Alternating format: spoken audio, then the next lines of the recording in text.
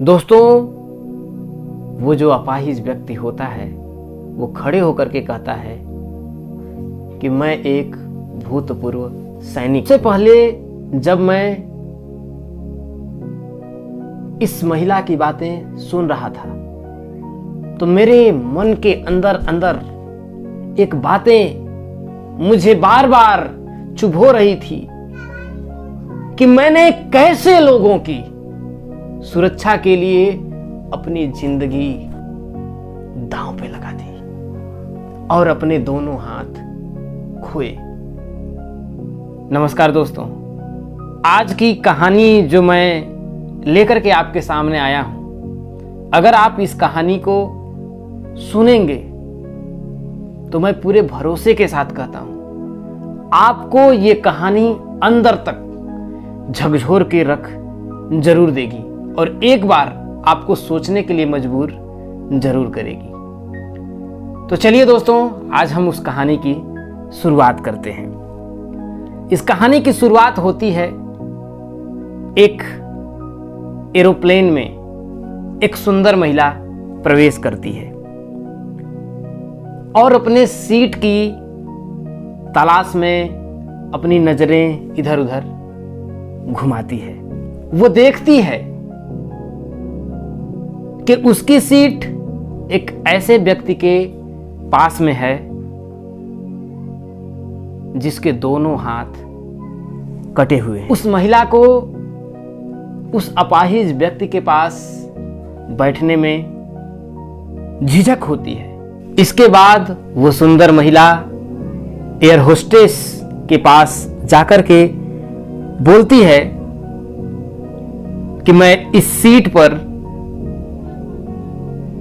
सुविधापूर्वक यात्रा नहीं कर पाऊंगी क्योंकि मेरे साथ की सीट पर एक ऐसा व्यक्ति बैठा हुआ है जो अपाहिज है, उसके दोनों हाथ नहीं हैं। उस सुंदर महिला ने एयर होस्टेस से सीट बदलने के लिए आग्रह करती है। उसकी बातों से एयर होस्टेस असहज हो जाती है और उस महिला से अपनी सीट बदलने का कारण वो पूछती। वो सुंदर महिला एयर होस्टेस को जवाब देती है कि मैं ऐसे व्यक्ति के साथ यात्रा नहीं कर पाऊंगी जो दोनों हाथों से अपाहिज है। वो महिला दिखने में पढ़ी लिखी जान पड़ती है, लेकिन उसकी बातें सुन करके वो एयर होस्टेस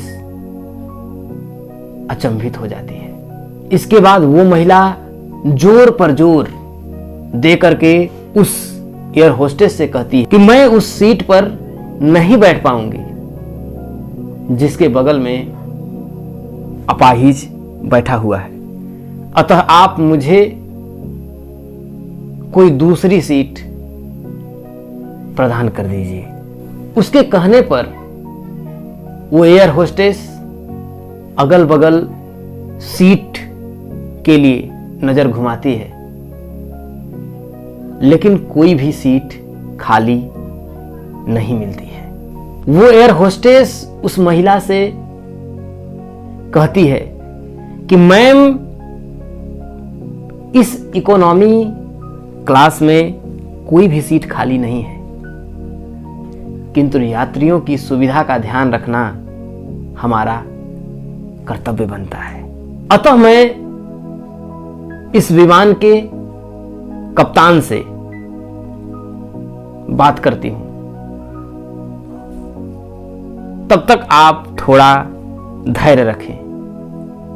ऐसा कह करके वो एयर होस्टेस अपने कप्तान के पास बात करने के लिए चली जाती है। कुछ समय के बाद वो एयर होस्टेस वापस लौटती है और उस सुंदर महिला के पास आकर के कहती है कि मैडम, आपको जो असुविधा हुई है उसके लिए हमें बहुत ही खेद है। इस पूरे विमान में केवल और केवल एक सीट खाली है और वह प्रथम श्रेणी की सीट है।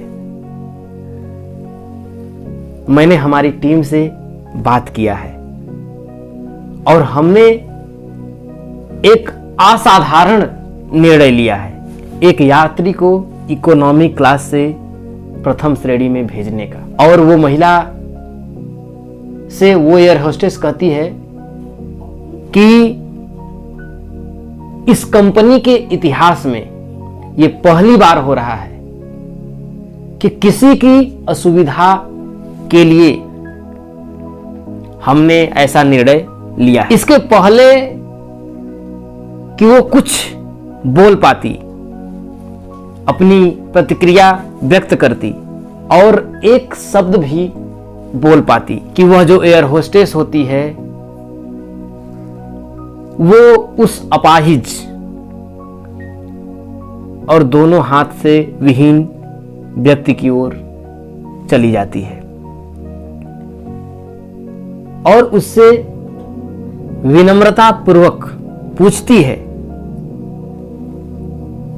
कि क्या सर आप प्रथम श्रेणी में चले जा सकेंगे, क्योंकि हम नहीं चाहते कि आप एक अशिष्ट यात्री के साथ यात्रा करके परेशान हो। यह बात सुन करके दोस्तों उस विमान में बैठे सभी यात्रियों ने तालियों के साथ उस एयर होस्टेस का सम्मान कर दिया। दोस्तों जैसे ही उस विमान में तालियों की गड़गड़ाहट होती है, वो सुंदर दिखने वाली महिला की नजरें झुक जाती है और वो शर्म से अपना चेहरा छुपाने लगती है। दोस्तों वो जो अपाहिज व्यक्ति होता है वो खड़े होकर के कहता है कि मैं एक भूतपूर्व सैनिक हूं और एक ऑपरेशन के दौरान कश्मीर सीमा पर हुए बम विस्फोट में हमने अपने दोनों हाथ गंवा दिए। सबसे पहले जब मैं इस महिला की बातें सुन रहा था तो मेरे मन के अंदर अंदर एक बातें मुझे बार बार चुभो रही थी कि मैंने कैसे लोगों की सुरक्षा के लिए अपनी जिंदगी दांव पे लगा दी और अपने दोनों हाथ खोए। लेकिन जब मैंने आप सभी की प्रतिक्रिया देखी तो मुझे अपने आप पर गर्व महसूस हो रहा है कि मैंने अपने देश के लिए और अपने देशवासियों की सुरक्षा के लिए अपनी जान जोखिम में डाली और अपने दोनों हाथ खो दिए। यह बात बोल करके वह भूतपूर्व सैनिक प्रथम क्लास की बोगी में चला जाता है। वो जो सुंदर महिला होती है अपना सर झुका करके सीट पर बैठ जाती है। दोस्तों अगर आपके विचारों में उदारता नहीं है तो ऐसी सुंदरता का कोई मोल नहीं है। ये कहानी आपको कैसी लगी कमेंट करके जरूर बताइएगा और चैनल पे नए होएगा तो ऐसे ही कहानी के लिए हमारे चैनल टॉपर्स एकेडमी को सब्सक्राइब जरूर करिएगा। जय हिंद।